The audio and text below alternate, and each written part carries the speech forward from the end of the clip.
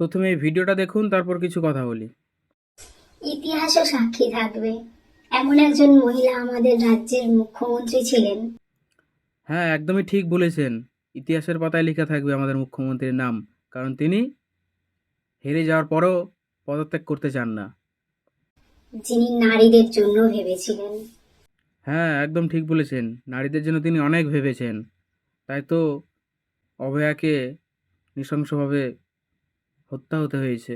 শিশু তামান্নাকে মেরে দেওয়া হয়েছে।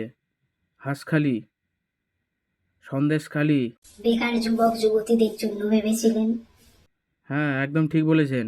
বেকার যুবকদের জন্য তিনি অনেক ভেবেছেন। এই জন্য তো তিনি 20 লাখ টাকা, 10 লাখ টাকার বিনিময়ে চাকরি বিক্রি করতেন। ছাত্রছাত্রীদের জন্য ভেবেছিলেন। হ্যাঁ, একদম ছাত্রছাত্রীদের কথা তো কোনো তুলনাই হবে না। খুব খুব ভেবেছে। তাই তো 8,000-এর বেশি স্কুল বন্ধ হয়ে গেছে। সকল ধর্মকে সাথে নিয়ে চলার চেষ্টা করেছিলেন। ধর্ম? ওরে বাবারে!